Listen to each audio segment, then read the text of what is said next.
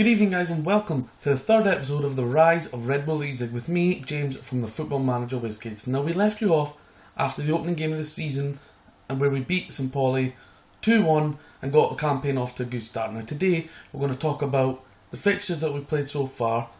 We've played about 7 or 8 games in the league, 1 game in the cup, and we're going to talk about which players have stood out so far and 2 late deadline day loan signings that we brought into the club, and hopefully they'll have a big effect. So the first loan signing is an attacking right midfielder brought in from Chelsea. You might know him, he's been loaned out to Vitesse in recent seasons. It's Bertrand Traoré. He looks pretty decent. So far he's played 4 games, 3 starts and 1 from the bench with 7.05 average. He has got 3 assists in those 4 games he's played, so he's contributed quite well. He's got some decent attributes. His pace and his acceleration is something we'll look to exploit with that dribbling. He could be quite handy. He's currently on the bench, but coming off the bench he could be a very handy player. So that's the first late loan signing that I brought in.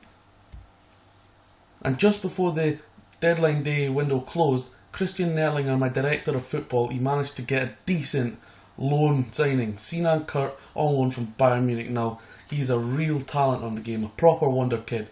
A player that could do really well. He currently is a left midfielder, but he could easily play more advanced and as a striker if you need it. He's got decent finishing of 15 considering he's only 19 years old, and I think he could be a real asset to the club, in particular coming off from the bench. He's only made 2 substitute appearances so far, but we could really use the quality that he has and the experience he's had training and playing for Bayern Munich. So there is the final transfer list for the end of the window. We only sold 1 more player, that's Stefan Highlander to Bursaspor for £300,000, which might be a little bit of a bargain for them, but we do have a percentage sell-on fee, which I tried to get in most of my outgoing transfers. Of course, previously we brought in Dimitri Oberlin on loan from our parent club, Red Bull Salzburg, Osman Hadzikic on loan from Austria Vienna, and Christopher Azier from Start. Oberlin unfortunately is currently injured for about 6 weeks, but the rest have been quite involved, and hopefully they can help us and do some real damage in the league coming up. So the first game after the St. Pauli away win to open the season was a home game at Red Bull Arena against Freiburg, and I really did not see this coming. Niels Petersen hat-trick, I couldn't really handle him. We actually lost 4-0 in a game that was quite split down the middle, but if you thought someone was going to take it, it wasn't us. But it turned out to be quite convincing for Freiburg and a real bitter blow, and I honestly did not see us getting beat by that large margin so early in the season, although they are predicted to finish second in the league, so they are going to be tough and they are going to be up there at the end of the season, but I honestly did not expect to take such a thumping in the second game of the season. We then went on to play St. Pauli again, away also again, and this time it was in the German Cup where an evenly split match saw a goal from Choi Tae-young Rock beat us 1-0, and really just didn't have our shooting boots on. It was a great goal they scored. Again, another game that was evenly matched, quite split down the middle, although we dominated on shots on target, as all shots in total were quite similar, but they only had 2 on target. One of them was the goal, and I was really disappointed to go out the cup so far in the first round. Next up was Heidenheim away, in a game that we come up against former player Daniel Fran, a player that I used in my FM15 save on the game, and he was decent for me, very experienced. We absolutely battered them in terms of shots, but what was so disappointing about this is 28 shots, we only managed to get 6 on target. Maybe our long shooting is a bit off, and it's something I need to look at, because if you're only getting 6 on target out of 28, something is not right there. So hopefully we can adjust that, or get more on target, or maybe just stop our players shooting from long range if it's not going to come off. So a 1-1 draw away to Heidenheim. It's not the worst of results, and I did have a feeling Daniel Fram was going to score. It was just disappointing. It was so late in the 86th minute. Yusuf Poulsen scored for us, and that was a 1-1 draw. I'm really disappointed. I know it isn't the worst of results, it's away from home, but to concede 4 minutes before the end, I really thought we were going to hold out and win that game, but we didn't. We move on to the next game. So we have a home match at the Red Bull Arena against Duisburg. Now, Again, another match split down the middle in terms of shots and on target shots. Possession-wise, Duisburg come and controlled the game, which is very disappointing because at home I feel that we should be very strong and winning most games, in particular this game, because I don't think Duisburg are predicted to finish too high. The positive I can take from this game, a clean sheet, and Peter Galacci played alright, but apart from that, we really need to get the goals flowing. So next up was another game away from home against Dusseldorf, and when Didier Jakonen, a bit of a well-known Bundesliga player, he scored and put them in front, and I was thinking, oh no, not again, please not again. But we managed to pull it back in a double between 7 minutes of 31 and 38 from Davy Selke, put us 2-1 up at the break. It was quite tight affair after the break up until the 77th minute when substitute Federico Palacios Martinez, the young player, scored a goal, wrapped up at 3-1. I kind of went defensive, tried to hold it for the win after a couple of disappointing results. Emil Forsberg popped up with a great goal in the 90th minute to win it and make it look more comfortable than it was. I know it was 4-1, but I think 2-1, 3-1 probably would have been about right. 4-1 is still flattering for us. But some players did play well, in particular the captain Dominic Kaiser, who got an assist, Davy Selke, who got 2 goals, and it's good to see Forsberg, the inside forward on the left, getting amongst the goals too. Now the next game we came up against Bochum, who I very much predict that will be near the top end of the table come the end of the season. Now this game, they were currently top of the table when we played them, but we absolutely battered them in terms of shots. Shots on target, 7 out of 17 in total shots. It's okay, but hopefully we can stop taking long range shots and stop missing so many shots that we're taking, because there's not many getting on target. But anyway, Nigel Quasner scored his first goal for the club in his first appearance. He's a player that he looks quite good, but I've got more hopes for the other strikers in my team. I see them being around a lot longer than him, but he does look decent in case injuries happen. He did just come to me recently complaining that he wasn't getting much of a game, so I think I might loan him out or look to sell him shortly. Lucas Klosterman, a player that I'm really excited about. He's seen as a right back on the game, but his stat wise, attribute wise, he's definitely a centre half, and I'm going to show you him in a few moments. He got a double. He's coming into the squad from Marvin Comper, who's an experienced player from Fiorentina, and he will not be happy if he keeps sitting on the bench for Lucas Klosterman, the young lad. 3-0, very happy to get a win under my belt, especially at home at the Red Bull Arena, and it looks quite convincing, to be honest, and it was, considering they are the league leaders. So I'm really happy with that result.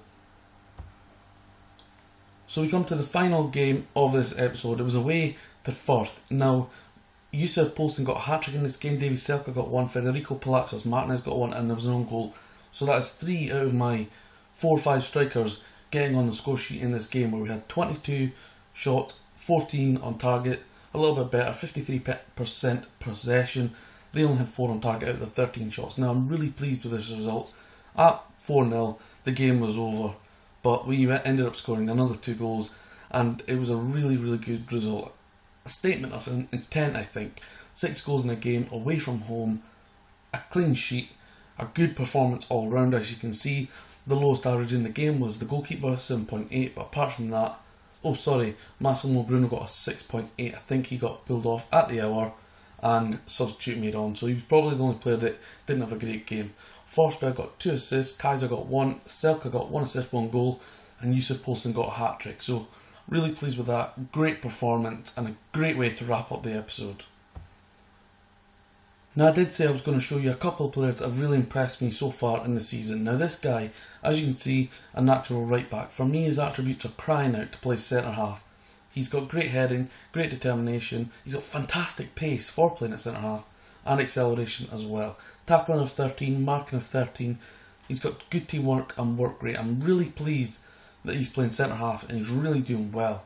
19-year-old Lucas Klosterman, he is really going to be a big time player for me, and I hope to have him for a long time. And I think so far that my decision to play him centre half and drop the experienced Marvin Comper is paying off.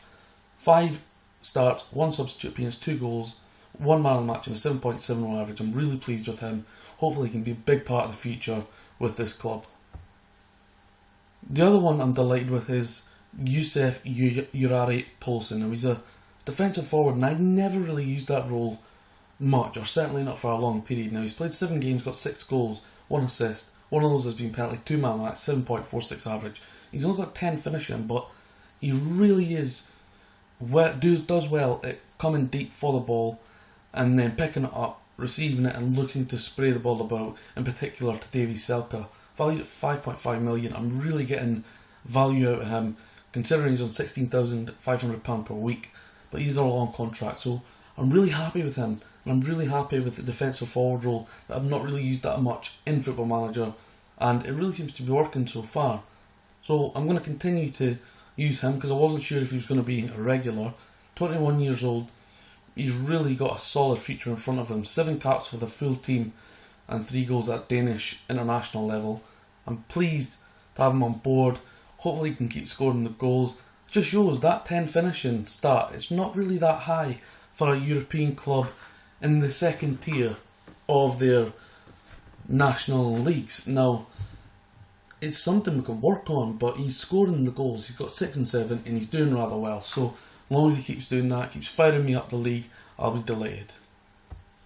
So here currently is the result overall, and at the end of this episode we have played 7 more games, 8 in total. We've got 4 wins, 2 losses, one of those in the cup, so we are out of the German Cup, and 2 draws. So we've only lost 1 game, which was convincingly to Freiburg in the league so far.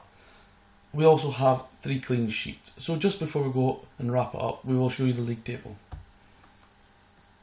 So here we are, we're in some decent form, winning our last 3 games, 7 played in total, 4 wins, 2 draws, 1 loss, 16 goals scored, which is the second highest in the league, just behind Freiburg, who have Niels Petersen, who scored a hat-trick against me. He has 13 in total out of those 20 goals by Freiburg. We've conceded 7, but Karlsruhe are top of the league. They've only conceded 2 goals, which is fantastic, but they've only scored 10 goals, which is quite surprising. But they have won 5, drawn 1, lost 1. So it's quite tight up the top of the league. We are 2 points off top, sitting in 4th position. We are joint with 5th place and 3 points clear of 6th. We are expected to get in the promotion playoffs at least, which is in the top 3. But I really want us to go out as champions. So it's quite tight after 7 games, but I'm pretty confident. We're on a decent little run so far. Hopefully we can extend that, can keep the performances up, keep the clean sheets and keep the goals flowing. That's the end of the episode 3 of the Rise with Red Bull Leipzig, guys. Hope you're enjoying the save. All I can say really is like the videos. If you haven't subscribed to the channel, please do. I'm pushing for 500. I'm around 440 just now. Follow us at the WizKids, at the FM WizKids on Twitter. We've got about 1,700 people, and follow us on Facebook. There's around 16,000 people just under on there, the Football Manager WizKids. So that's basically where you'll find us: Facebook, Twitter, YouTube. Thanks for checking it out, guys, and I will be back again soon with episode 4 of the Rise of Die Rottenbuehlen.